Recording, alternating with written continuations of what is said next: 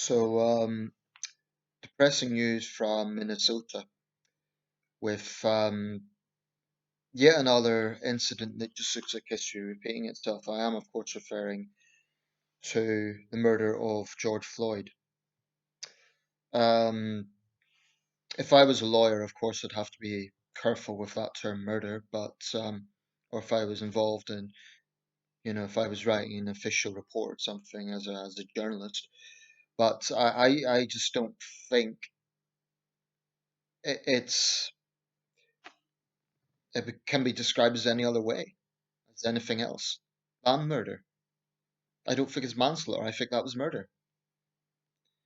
Um, and unfortunately, this one is really responded in quite ugly scenes in Minneapolis. There has been unrest. There has been vandalism, arson, and one man has died apparently in the violence. One man was shot. So it's a very, very volatile situation. As always with these things, there's usually a lot of information trickles through in the days after the event. And I have no doubt that the police union involved will say, well, they've already said to the public, oh, don't rush to judgment. And they will try to find some sort of context or some sort of angle where they could defend this thug, Eric Chauvin. Chauvin. Um, I mean, you could say it's their job as the union, but I think they're very morally corrupt, and I think the NYPD union was very corrupt when they defended Officer Pantaleo in the Eric Garner case. There is a lot of talking points around the subject. I'm not just talking about what's happened in Minneapolis, but the subject in general, a lot of talking points. And I can't go into all of them in detail in one video, particularly regarding one incident, but there are some things I observe about this. Firstly, it's obvious that there is a strong perception from the African American community that black men are disproportionately killed by the police. Now, actually, the statistics show that there are, in real terms, actually more white people killed by the police, and there's Hispanics as well killed, but the focus tends to be on black men killed by the police. And I think there's a number of reasons for this. I think it's hard to escape America's deeply entrenched racial shadows. So the visual image of a white officer putting his knee on a black man's neck, it's that has a sort of visual effect in a sense, in a way that say a white officer doing the same thing to a white suspect wouldn't. And I'm not saying that would be any better. To me, it's equally despicable. I see no moral difference personally, but I'm saying that the perception is comes from these ghosts of America's past. And this particular state has had a number of high profile incidents: the shooting of Philando Castile, the shooting of Justine Damond, which is quite a significant case. She was a white woman, if you recall, 2017, um, an Australian national, I believe, who was killed by a Somali American police officer, black man. Now, he was actually charged and he's now serving a prison sentence. And whilst I think that was good that there was that outcome, that he faced justice for killing an unarmed woman, some would say, well, that was a black officer and a white victim. What about white officers and black victims? I think we have to be a bit careful about the racial dynamics of this because, groups like Black Lives Matter are also guilty of distorting the situation. They will say that only black men are killed by the police, which is factually not true. And it's reckless because that really will inflame tensions. But where I share the anger, and I'm an outsider and I'm angry, is that this happens just too much.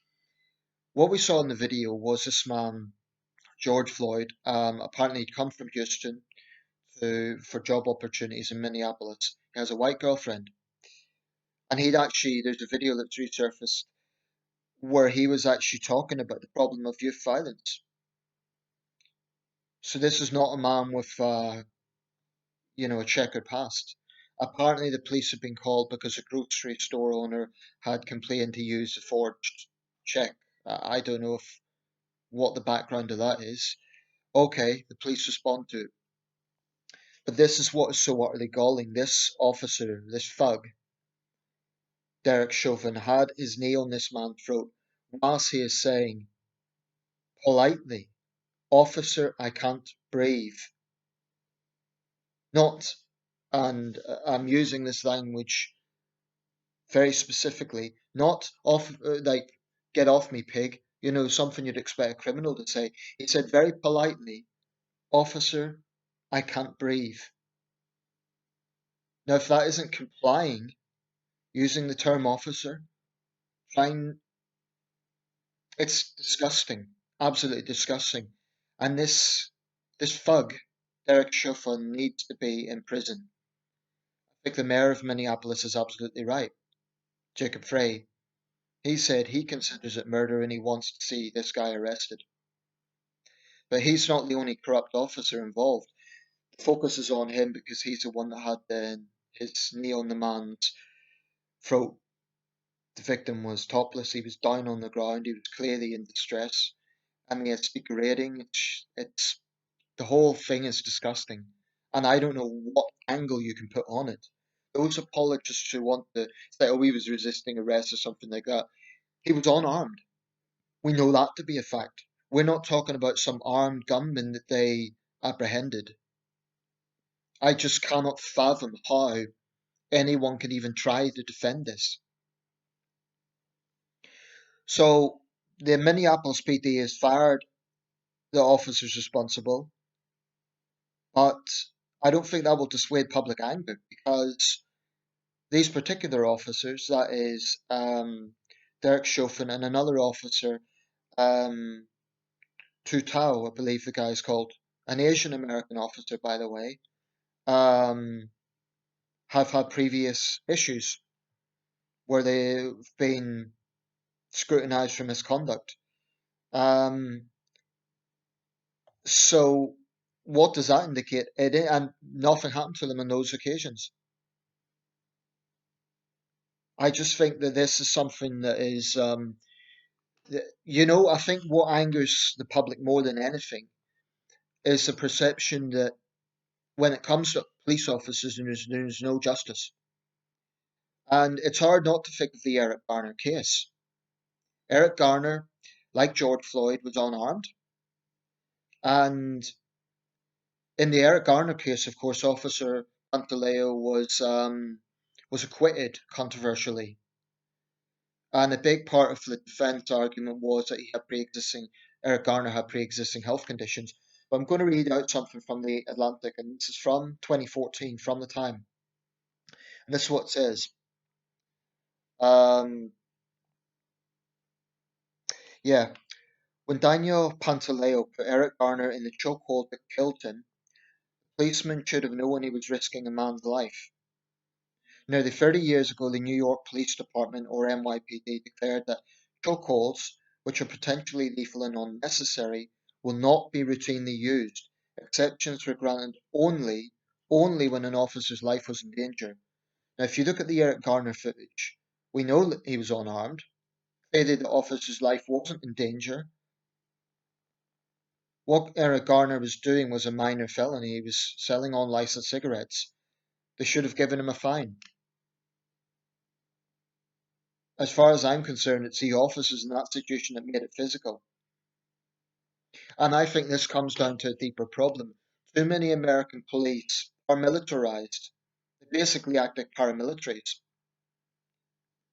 And when you consider that big American cities do have serious gang problems, you could say it's understandable that officers need to take real precautions for the personal safety.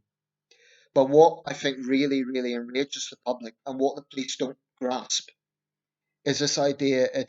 I mean, my goodness, we're talking about a situation where a man is on the ground, he's unarmed, he says he can't breathe, and the officer doesn't show a single sign No body language of any concern. He doesn't even say, "Okay, I'm going to get up now, but don't run away" or something. He just doesn't care.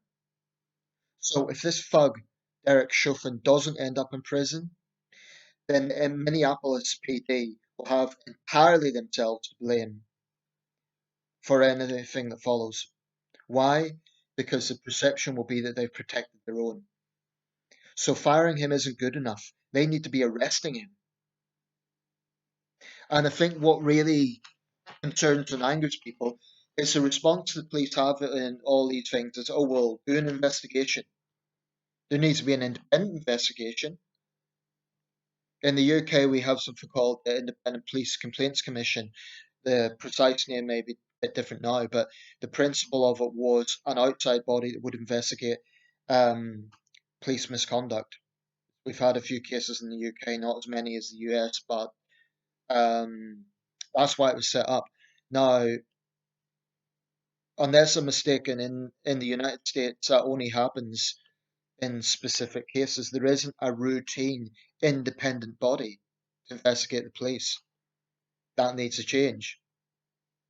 These police unions that try to portray the police as the victims, like they say things like the public are vilifying the police, the public are quick to judge. Is it any bloody wonder? Is it any wonder when you see things like this? I mean, the NYPD union, their attitude was just predictable. It was in the Pantaleo case, it was absolutely. Now, I am a believer in looking at each case on its own merit. So, for example, if you have a situation where there's an armed gunman, an active shooter, or a known gang member, and the police are trying to apprehend him and he ends up getting shot, that to me would be far less problematic because there is a context there. But we are seeing too many cases of unarmed people getting shot. Really, America, and then this is a country that boasts about liberty and freedom.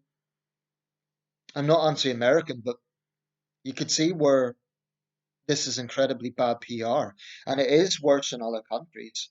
The situation in Brazil, for example, is far worse.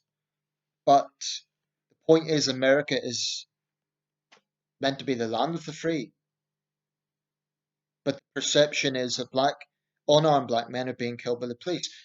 There will be cases of other, like I say, there's more white people killed by police. It may be that gets less scrutiny because those white people are armed suspects. I don't know. With the exception of the Justine Damon case, very, very few of those get attention. It's almost always cases of black men being killed. Now, does that mean the police are institutionally racist? I'm not sure it's necessarily a race thing. I think it's more a police public thing. I think it's more a dynamic of a militarized police. I mean, if this officer had been the Asian guy, Tu Tao, he would have done the same thing ostensibly because he too had a corrupt past. Happened to be that it was this particular thug, Eric Chauvin, who had done it. Um, but if the Minneapolis PD really, really want to dissuade public anger and they want to calm down the boiling tensions, apparently the protests began peaceful, but they've now escalated and it's spread across the country. In California, people were actually burning the American flag, which is, I don't know what to think of that. I understand the anger, but I'm not sure how that really rebukes the police. Surely, if you're burning the flag, you're implying the flag belongs to the police. But there's a few problems I see. The perception that the police protect their own, because what they always do is they'll put an officer on desk duty, or firing them is actually a bit more than usual. But the usual attitude is, oh, we'll put them on desk duty and hope public anger calms down. And they'll plead for the public not to judge.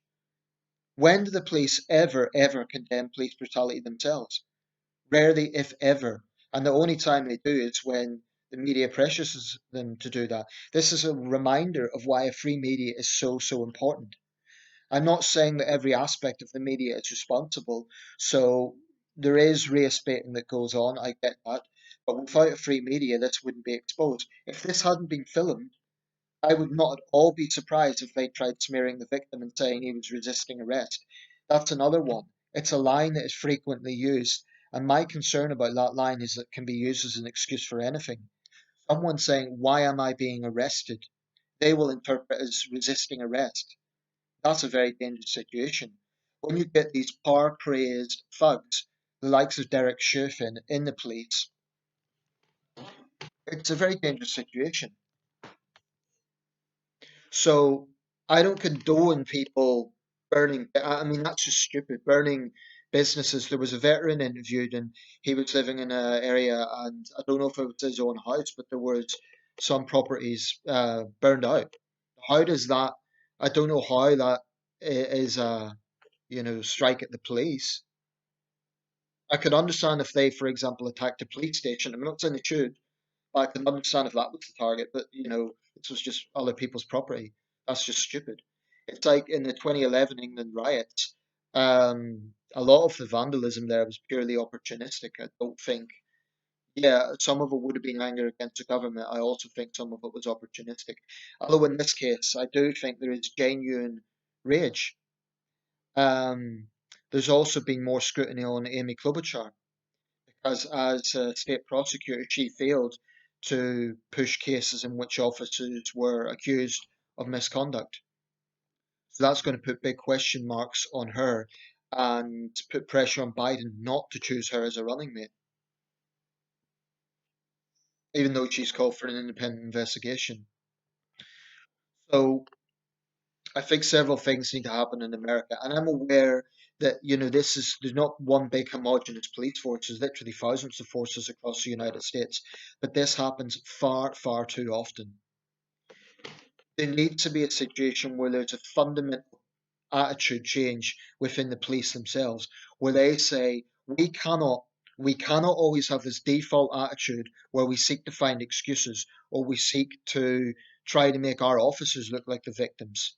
In a case like this, they need to understand the public anger and they need to frankly throw this guy under the bus. Give him his due process, give him a lawyer, give him his day in court. But if any regular citizen killed someone, if the, if a regular citizen attacked someone else because of some dispute and they put their knee on their throat and the person died, they'd be charged with murder. So why should an officer of the law get away with it? And I'm not saying he has yet. We'll see. Time will tell. But I think that's one problem. The police need to understand the anger and they need to stop making excuses. Senior officers need to publicly say, we are not above the law. We are not above the law. If we have corrupt officers, they will be held to account. They need to publicly say that. I don't think they've done that anywhere near enough, because I think the perception is they just protect their own, and that points to corruption, and it just infuriates the public because it is the recipes of a police state.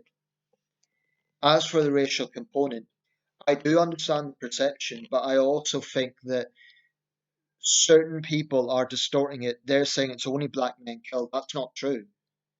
And it's an insult actually to the family of Justine Diamond. And white people have died from the police. I understand the police have a difficult job, but there is no excuse for abuse of power. None. None. If George Floyd had used a check that wasn't correct, and we just don't know that, then they could have just questioned him.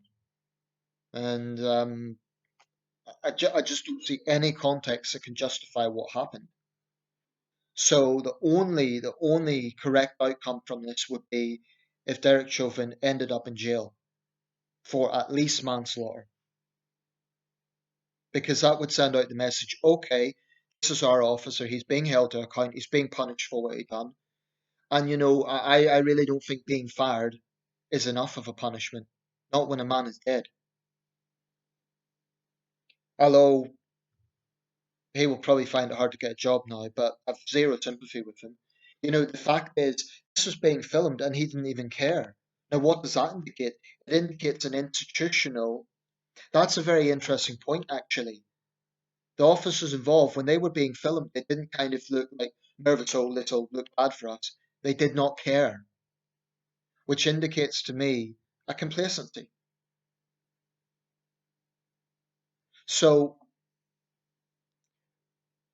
what needs to be understood is when the police behave this way, it sends out the fear, the anger that it's a police state situation. And yes, all the information needs to be made available, but I don't see any context in which this could be justified. Because the fact of the matter is, George Floyd was unarmed. The only time an officer would be justified in acting in that sort of brutal way would be if they really, really feel that their life is threatened. Clearly, that wasn't the case here. So I don't know how this can be condoned. The situation has to change because it just seems like this is a never-ending cycle. I mean, how far back? It's been going on for 30. It's been going on forever, really. But that means the situation should be improving, not being consistently problematic. And to be fair, it may be that some particular police forces have improved their relations with the black community or the public at large. I mean, the tragic irony about that case where the five Dallas police officers were shot was Dallas apparently had actually been one of the departments that had improved its relations with the public, but other forces clearly haven't. And I think this is the third time now that the state of Minnesota has had a high-profile case. Lando Castile, Justine Damond, and now this case in Minneapolis with George Floyd. It just makes you wonder when will this ever end. And a final word: both Joe Biden and Donald Trump have expressed their concern about this. It's an election year. Um, Interesting that Trump hasn't come out and defended the police like a knee-jerk reaction like he usually would. I think it's because he's well aware this is an election year, and his reputation is that he has in the past defended police brutality, or at least played the devil's advocate for them. It's just a desperate situation because when you have that breakdown in trust, it's just toxic. Because it's a vicious cycle. Now, black people will not trust the police at all. And then that will make the police more on edge because they think they'll be attacked. It's just, but it's a situation where the police, as those in a position of power, can remedy this.